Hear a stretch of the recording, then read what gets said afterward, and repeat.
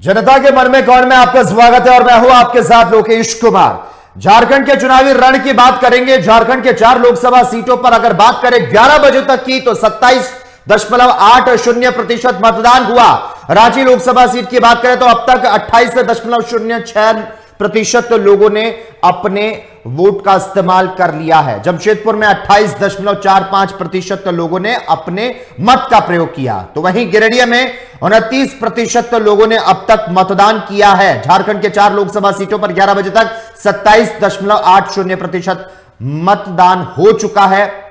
और अगर बात करें धनबाद लोकसभा सीट की तो 26.06% लोगों ने अपने मत का प्रयोग किया। जमशेदपुर में 28.45% लोगों ने अब तक मतदान किया है। यह बड़ी जानकारी पहुंचा रहे हैं। अब तक 11 बजे तक कितने प्रतिशत मतदान हुआ है, यह जानकारी आपको बता रहे हैं।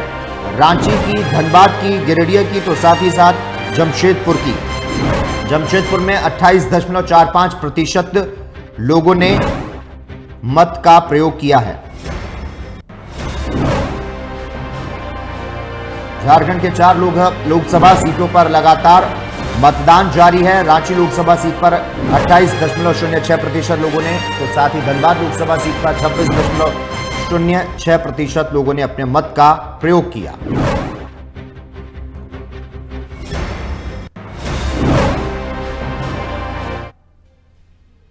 और इसी बीच न्यूज रूम से हमारे साथ हमारे सहयोगी राकेश कुमार लाइव जुड़ चुके हैं। राकेश, गिरिडीह की लोकसभा सीट की यहां पर आपसे बात करेंगे, समझना चाहेंगे, जानना चाहेंगे। झारखंड के गिरिडीह के चुनावी रण में 3 दिग्गज नेता चुनावी रण में हैं, और अगर इनकी बात की जाए तो कौन भिड़ रहे हैं? यह है मथुरा महतो, चंद्रप्रकाश चौधरी और जयराम महतो। मथुरा महतो और चंद्रप्रकाश जो हैं वो झारखंड की अलग अलग सरकार में कैबिनेट मंत्री तक रह चुके हैं। गिरिडीह झारखंड की इकलौती ऐसी सीट जहां पर किसी राष्ट्रीय पार्टी का उम्मीदवार जो है वो चुनावी मैदान में नहीं है। अब गिरिडीह की बात करें तो क्या लगता है यहां से कौन कुर्मी भारी पड़ेगा?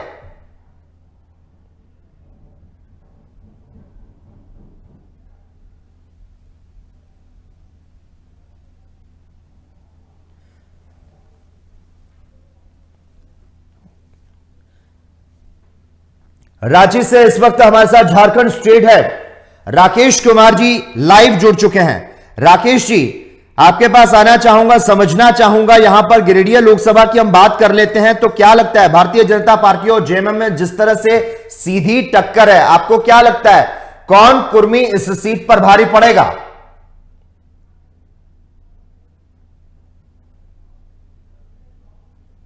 लगता है लोकेश की कहीं ना कहीं ये बड़ी बात कही जा सकती है कि खास करके कुर्मी वोटरों की बात आती है तो उस इलाके में जब हम चर्चा करते हैं गिरिडीह की बात की जाए तो निश्चित तौर पे देखा जा सकता है कि चंद्रप्रकाश चौधरी भी, इसके साथ साथ मथुरा महतो भी, और साथ साथ कहा जा सकता है कि जिस तरीके से जयराम महतो वहां पे खड़े हैं तो तीनों को कहीं ना कहीं जातिगत समीकरण का फायदा मिलेगा। लेकिन राजनीतिक दृष्टिकोण से देखा जाए तो कहीं ना कहीं हाल के दिनों में जयराम महतो काफी मजबूती के साथ वहां खड़ा होते नजर आ रहे थे और कई लोगों के बीच अपनी चर्चा के विषय बने हुए थे। कहीं ना कहीं लोगों ने उनको चाह भी था। लेकिन अभी की बातचीत की जाए तो लोकसभा के चुनाव है और लोकसभा के चुनाव में कई ऐसे गंभीर मुद्दे होते हैं जिस पर चर्चा की जाती है कि आखिर किसे वोट देकर जिताया जाए जो उनके इलाके के लिए काम कर सके। तो अभी इस बात की चर्चा होनी बाकी है कि आखिर तीनों में से कौन बेहतर प्रत्याशी साबित हो सकता है, क्योंकि अभी जिस तरीके से वोटर अपने वोट का इस्तेमाल कर रहे हैं, लगभग 28% का मतदान मिलाकर औसतन तमाम जगहों का किया जाए, चारों जगहों का, तो हो चुका है। और इसके बाद से इस बात की उम्मीद की जा रही है कि अगर वोट का प्रतिशत बढ़ता है तब जाकर आकलन और आसान हो जाएगा कि किसे जीत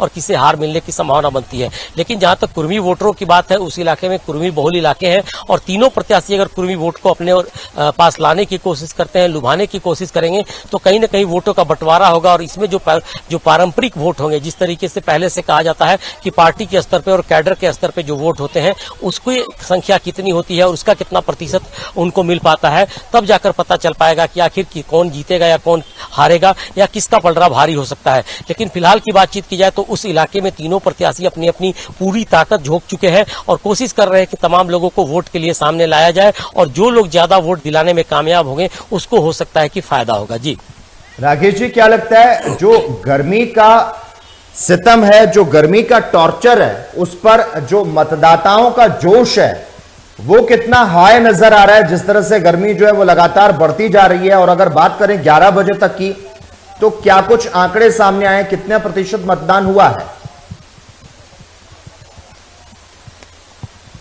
देखिए, जो अभी तक आंकड़े मिल पाए हैं 11 बजे तक की बातचीत की जाए तो 28% औसतन आंकड़े, 26 से 28% का वोट आया है। गिरिडीह के इलाके में भी कुछ इसी तरह के संकेत मिल रहे थे, उसका आंकड़ा इसी तरफ का आ रहा था। लेकिन झारखंड में चारों सीटों की बातचीत की जाए तो लगभग 28% का वोट हुआ है। तो ये अच्छा कहा जा सकता है, 1% अच्छा माना जा सकता है, और वहां के इलाके में के लिए भी अच्छा माना जा सकता है। हालांकि गिरिडीह में थोड़ी गर्मी है, और गर्मी के माहौल में आपने देखा होगा कि सुबह के पहर में जिस तरीके से लंबी लंबी कतारें थी और जिस तरीके से लोग पहुंचे हुए थे, बड़ी संख्या में महिलाएं भी वहां दिखाई पड़ी हैं। तो कहीं न कहीं वोट देने के लिए लोग उत्साहित जरूर नजर आए हैं। और हो सकता है कि दोपहर के बाद, यानी अमूमन माना जाता है कि पहले पहर के वोट के बाद से, दोपहर के खाना बनाने के बाद से, खाने के बाद से लगभग 3 बजे के आसपास फिर एक बार वोटरों की संख्या मतदान केंद्रों पर दिखाई पड़ेगी, और हो सकता है कि वोट का प्रतिशत और बेहतर बनाया जा सकेगा। लेकिन अभी की बातचीत की जाए तो थोड़ी गर्मी है, कतार थोड़ी छोटी पड़ गई है, लेकिन अभी भी लोगों का आना जाना बाकी है। जो सूचनाएं मिल रही हैं तमाम इलाकों से कि छिटपुट मतदाता लगातार आते जा रहे हैं, यानी कि कंटिन्यूअसली मतदान की प्रक्रिया जारी है, और कहीं से किसी प्रकार की कोई अप्रिय घटना नहीं है। और बड़ी बात ये कही जा सकती है कि महिलाएं भी बड़ी संख्या में भागीदारी इस बार देने की कोशिश कर रही हैं। जी राकेश जी, अगर मैं रांची लोकसभा क्षेत्र की बात करूं तो रांची लोकसभा क्षेत्र में हिंदू अगर बात करें तो 58% हिंदू हैं, जबकि 15% मुस्लिम हैं। रांची लोकसभा का जो जातीय समीकरण है वो किस तरह से नजर आ रहा है?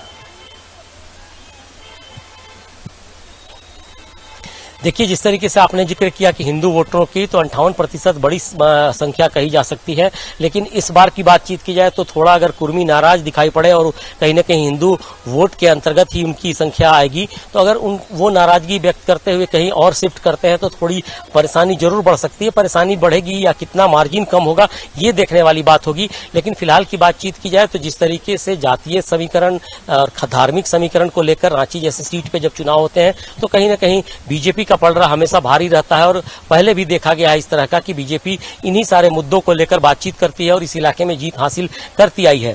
तो फिलहाल एक नया फैक्टर इस साल दिखाई पड़ा है, वो कुर्मी वोटरों को लेकर के, और उसका कितना असर पड़ेगा ये पता चलने के बाद अंदाजा लगाया जा सकता है कि आखिर किस तरह की परिस्थिति आएगी। क्योंकि उनके वोट काफी संख्या में बताए जाते हैं। कई ऐसे इलाके हैं, ओरमांझी का पूरा इलाका कहा जाता है, इसके साथ साथ सिल्ली और सोनाहातू, और ये सारे तमाम इलाके हैं जहां पे रांची लोकसभा की सीटें होती हैं। इस इलाके में कुर्मी बहुल इलाके बताए जाते हैं, और वहां पे कहीं न कहीं वोट का प्रतिशत क्या होगा और किस तरीके से किस दिशा में वोटर टर्न करते हैं, ये बड़ी बात कही जा सकती है। हालांकि तुरंत कहना संभव नहीं होगा, क्योंकि लोकसभा के चुनाव में अमूमन लोग प्रत्याशी और उनके कामकाज के साथ साथ केंद्रीय नेतृत्व पर भी भरोसा करते हैं कि आखिर केंद्र में कौन सरकार बना पाएगा जो उनकी स्थिति को मजबूत कर सकता है। तो ऐसे में साफ तौर पर लगता है कि अभी थोड़ा इंतजार और करना चाहिए। मुझे लगता है कि 3-4 बजे के आसपास कुछ आंकड़े सामने आएंगे, तब हम लोग समझ पाएंगे कि आखिर किस तरीके की परिस्थितियां उत्पन्न हो रही हैं और कौन कौन से सीट पे कौन प्रत्याशी बेहतर स्थिति में नजर आ रहे हैं। जी राकेश जी, चुनावी पिच पर एनडीए और इंडिया गठबंधन जो है उसके बीच में टक्कर है। अगर बात करें मतदान जिस तरह से लगातार जारी है, जो दिग्गज है, दिग्गजों की जो किस्मत है आज ईवीएम में कैद तो हो रही है, लेकिन दिग्गजों की जो प्रतिष्ठा है वो भी कहीं ना कहीं दांव पर लगी है। तो जरा हम डिटेल में दिग्गजों के बारे में भी आपसे समझना चाहेंगे। देखिए, झारखंड की जब हम चर्चा करते हैं तो निश्चित तौर पे देखा जाता है कि 14 लोकसभा की सीटें हैं यहाँ पे, और 14 में से आज के दिन की बातचीत की जाए तो 13 एनडीए के पास है। साफ साफ लगता है कि सबसे बड़ी चुनौती अगर कहा जा सकता है तो एनडीए के पास है कि क्या वो 13 सीटों को बचा पाएगी या नहीं बचा पाएगी। क्योंकि एक सीट भी उनका जाता है अलग से तो उनको नुकसान ही माना जाएगा, और साफ तौर पर कहा जा सकता है कि कहीं ना कहीं उनकी संख्या घटेगी, चाहे राष्ट्रीय स्तर की बातचीत की जाए या फिर राज्य के स्तर की बातचीत की जाए। तो बीजेपी और एनडीए की टीम ने पूरी तरह से तैयारी करके पूरे दमखम के साथ इस बार मैदान में दिखाई पड़े हैं। कई सभाएं हुई हैं प्रधानमंत्री से लेकर स्थानीय स्तर के नेताओं की, और साथ साथ बड़े नेताओं ने जिस तरीके से मुद्दों को लेकर बातचीत की है उसके बाद से ये आकलन किया जा रहा है कि अभी भी बीजेपी की संख्या बल तो थोड़ी ज्यादा दिखाई पड़ सकती है, लेकिन मुझे जो जानकारी मिल पा रही है कि थोड़ी संख्या कम हो सकती है। कुछ ऐसे इलाके जहां पे वोट हो चुके हैं वहां की बातचीत की जाए तो निश्चित तौर पर थोड़ी कमी दिखाई पड़ी है कुछ चीजों को लेकर के। लेकिन यह भी माना जा रहा है कि बीजेपी अपनी पुरानी तैयारी के साथ ही उतरी थी इस बार के मैदान में, राष्ट्रीय मुद्दे पे थे, अंतर्राष्ट्रीय मुद्दे थे और राज्य स्तर के जो मुद्दे हैं उन पर भी बातचीत की गई है। तो साफ तौर पर लगता है कि जहां एक तरफ बीजेपी अपनी पूरी तैयारी कर रही थी, वहीं कहा जा सकता है कि बड़े नेता कांग्रेस खेमे के या फिर गठबंधन के खेमे के वो भी पूरी ताकत लगा सकते हैं। और यहाँ पे जिस तरीके से हेमंत सोरेन का मामला आया था कि जिस तरीके से मुख्यमंत्री रहते उनको जेल भेजा गया, तो आदिवासी वोट की बातचीत की जाए, मुस्लिम वोटरों की बातचीत की जाए, क्रिश्चियन वोटरों की बातचीत की जाए, तो पूरे इलाके में कहा जा सकता है कि बीजेपी के खिलाफ जा सकता है वोट।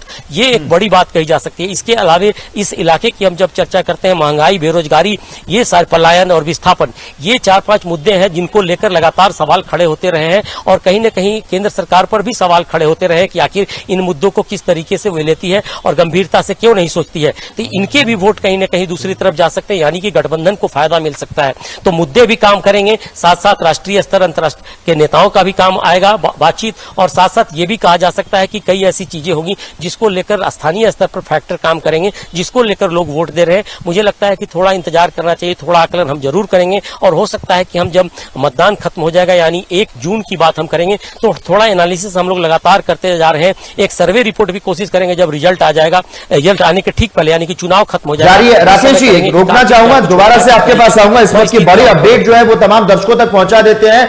झारखंड के 4 लोकसभा सीटों पर मतदान जो है वो लगातार जारी है और 11 बजे तक की अगर बात करें तो 27.80% मतदान हो चुका है, जबकि रांची लोकसभा सीट की बात करें तो अब तक 28.06% लोगों ने अपने मत का प्रयोग किया है। जमशेदपुर की बात करें तो 28.45% लोगों ने अपना मत का जो प्रयोग है वो जमशेदपुर में किया है। तो वहीं अगर गिरिडीह की बात करें तो 29% लोगों ने अब तक अपना मतदान जो है वो कर दिया है। जमशेदपुर में 28.45% लोगों ने अपना मत का प्रयोग जो है उसे किया है। तो झारखंड की 4 लोकसभा सीटों पर 11 बजे तक 27.80% मतदान हो चुका है। रांची लोकसभा सीट पर अब तक 28.06% लोगों ने अपने मत का प्रयोग किया। धनबाद लोकसभा सीट पर 26.06% लोगों ने वोट डाला है। जमशेदपुर में 28.45% लोगों ने अपने मत का प्रयोग किया और गिरिडीह में 29% लोगों ने अपने मत का प्रयोग किया है। तो मतदान को लेकर लगातार उत्साह जो है वो देखने को मिल रहा है। अगर जमशेदपुर की बात करें तो रघुवर दास, अगर सरयू राय की बात करें, बन्ना गुप्ता की बात करें तो इन्होंने वोट डाला। तो रांची में संजय सेठ और अमर कुमार बाउरी ने मतदान किया। तो वहीं बोकारो में भी मतदान को लेकर लोगों में जबरदस्त उत्साह जो है वो नजर आ रहा है। बीजेपी विधायक बिरंची नारायण ने बूथ संख्या 131 में अपना वोट डाला और प्रत्याशी अनुपमा सिंह ने भी पति के साथ वोट डाला है।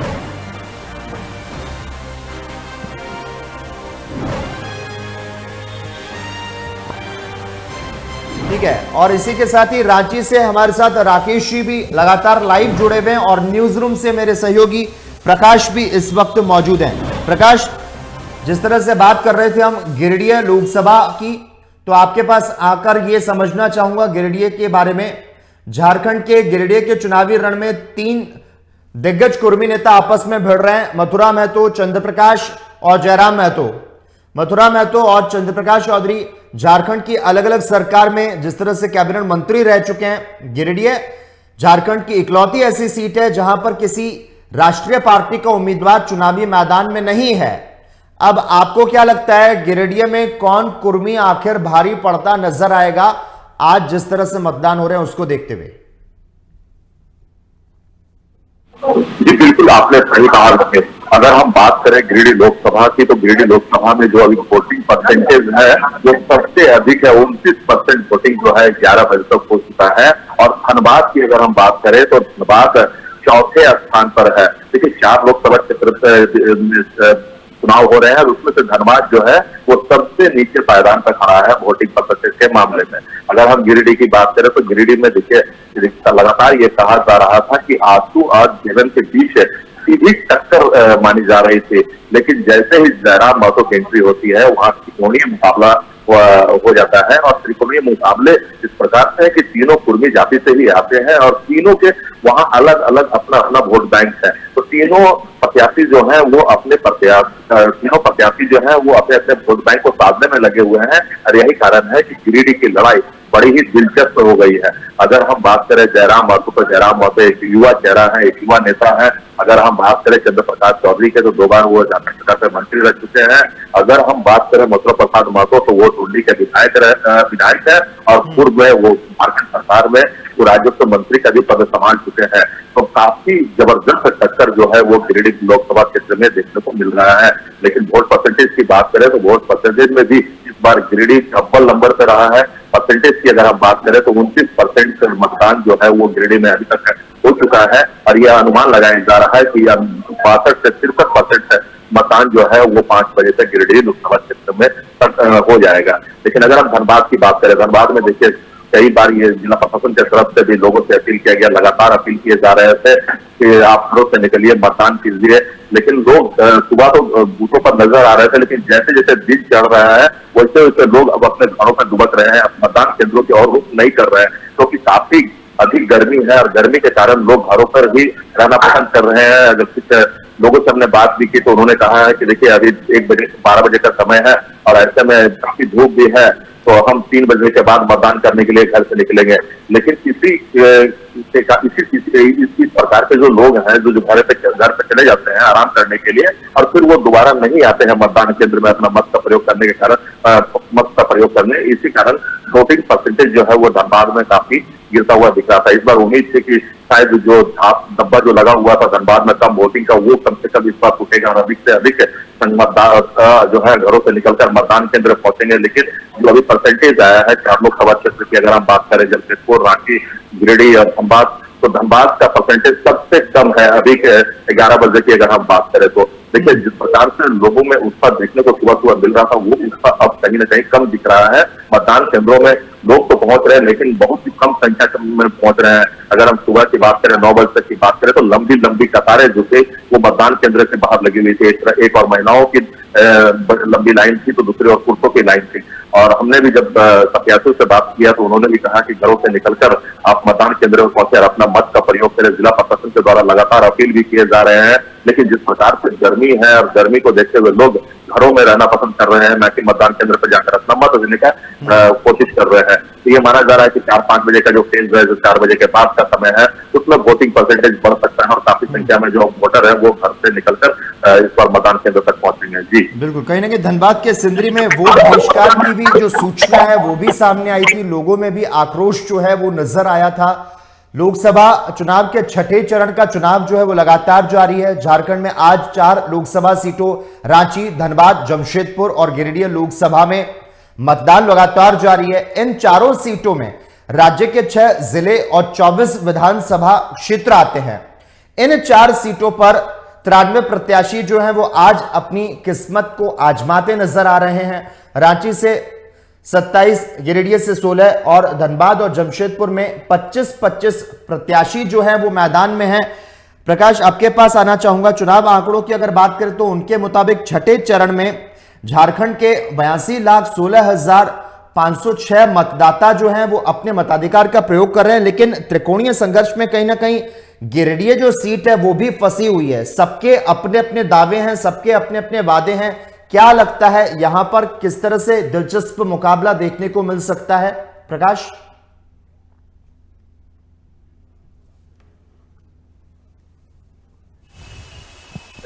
जिस प्रकार से प्रत्याशियों के द्वारा मैदान में जो आजमाइश की जा रही है, इससे कहीं ना कहीं आप कह सकते हैं कि गिरिडीह लोकसभा में त्रिकोणीय मुकाबला है और त्रिकोणीय मुकाबले देखने को भी मिल रहा है। क्योंकि अगर हम जयराम महतो की बात करें तो जयराम महतो का देखिए अच्छा खासा वोटर जो है वो गिरिडीह लोकसभा क्षेत्र में पड़ता है और काफी चहेता वो युवा नेता है। कि अगर हम बात कर रहे चंद्र प्रकाश चौधरी, तो वो झारखंड सरकार में 2 बार मंत्री रह चुके हैं और उन्हें गिरिडीह लोकसभा का प्रत्याशी बनाया गया है। वो पहले भी जीत चुके हैं और इस बार दूसरी बार वो मैदान में उतरे हैं। तो कहीं ना कहीं इस बार उनको टक्कर देने के लिए जगन के ओर से मथुरा प्रसाद महतो को मैदान में उतारा गया है, जो टुंडी विधानसभा से वो विधायक भी हैं और पूर्व में वो मंत्री रह चुके हैं, राजस्व मंत्री रह चुके हैं। तो देखिए टक्कर जो है वो काफी जोरदार है और ये माना जा रहा है कि त्रिकोणीय मुकाबले में किसका पलड़ा भारी होगा ये तो आने वाला समय ही बताएगा। 4 जून को ही पता चल पाएगा। लेकिन वोटर जो है इस पर घरों से निकलकर गिरिडीह के जो मतदाता मतदान केंद्र में पहुंच रहे हैं और अपना मत का प्रयोग कर रहे हैं, तो वोटर घरों से निकल रहे हैं गिरिडीह। लेकिन अगर हम जमशेदपुर की बात करें, हम रांची की बात करें, हम धनबाद की बात करें, तो जो अनुमान लगाए जा रहे थे वो उस अनुमान से कहीं न कहीं पानी फिरता दिख रहा है जिला प्रशासन, क्योंकि जिला प्रशासन की तरफ से, चुनाव आयोग की तरफ से लगातार कैंप किए गए, लगातार लोगों को जागरूक करने का प्रयास किया गया, लगातार नुक्कड़ नाटक के माध्यम से, के माध्यम से, नगर निगम के माध्यम से, ये समाज सेवी के माध्यम से लगातार लोगों तक ये संदेश पहुंचाने का प्रयास किया गया कि आप घरों से निकले, आप मतदान केंद्र पर पहुंचे, मतदान करें। लेकिन मतदान केंद्र में लोग नहीं पहुंच रहे हैं। सुबह का समय मैं अगर बात करूं 7 बजे से लेकर 9 बजे का जो फर्स्ट वोटिंग था, उससे अच्छी खासी भीड़ हर बूथ पर दिख रही थी। लगातार हम बूथ का दौरा कर रहे थे, लगातार हम लोकसभा गिरिडीह और धनबाद लोकसभा तो दोनों बूथों को हम कवर कर रहे थे और दोनों बूथों पर आपको लगातार भीड़ भी दिख रही थी। दोनों बूथों पर आपको भीड़ दिख रही थी। अगर धनबाद लोकसभा की बात करें, उन बूथों पर भी अच्छी खासी भीड़ दिख रही थी। अगर हम गिरिडीह लोकसभा की बात करें तो उन बूथों पर भी भीड़ अच्छी खासी दिख रही थी और लोगों में काफी उत्साह था। लेकिन जैसे जैसे टेम्परेचर बढ़ रहा है, जैसे जैसे गर्मी बढ़ रही है, ऐसे में लोग घरों में रहना पसंद कर रहे हैं, मतदान केंद्र नहीं जा रहे हैं। तो जिला प्रशासन के ओर से जो आसपास के पुलिस अधिकारी हैं, उनको ये आदेश दिया गया है कि आप उनके घरों पे जाएं, जो मतदान अभी तक नहीं किया है उन्हें कम से कम मतदान केंद्र में ले आकर मतदान करवाएं, ताकि वोटिंग परसेंटेज में बढ़ावा हो सके। अगर हम धनबाद की बात कर ले लोकेश, तो धनबाद में आप कह सकते हैं कि सीधे सीधे कांग्रेस और भाजपा के बीच टक्कर है। अगर हम ढुल्लू महतो की बात करें तो ढुल्लू महतो ने आज सुबह सुबह भगवान श्री राम का आशीर्वाद लेकर वो मैदान आपने अपना वोटिंग किया और इसके बाद वो क्षेत्र का भ्रमण करने के लिए निकल गए हैं। लेकिन उन्हें उम्मीद है कि जीत उनकी होगी। लेकिन अगर हम कांग्रेस की बात करें, अनुपमा सिंह की बात करें, तो उन्होंने भी भगवान का आशीर्वाद लिया है, वोटिंग किया उन्होंने भी, और वो भी पूरे क्षेत्र में दौरा कर रहे हैं, लोगों से मिल रहे हैं, अपने समर्थकों से जाकर बूथ पर मिल रहे हैं और उन्हें भी वो भी उम्मीद जता रहे हैं कि जीत हमारी होगी। लेकिन जीत किसकी होगी ये तो 4 जून को ही पता चल पाएगा। लेकिन प्रत्याशी के बीच जो टक्कर है वो इस बार जबरदस्त टक्कर आप कर सकते हैं,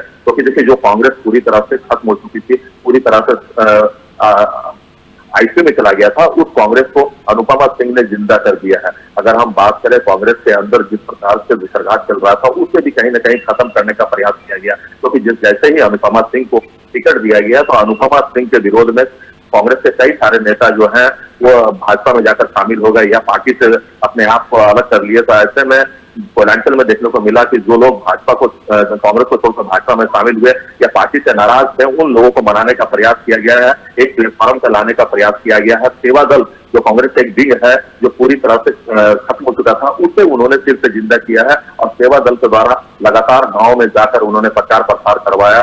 गाँव जाकर कांग्रेस के जो मैनिफेस्टो है उनको पहुंचाने का उन्होंने कार्य किया। तो कहीं ना कहीं आप कह सकते हैं कि कोयलांचल में इस बार जो टक्कर है वो कांटे की है।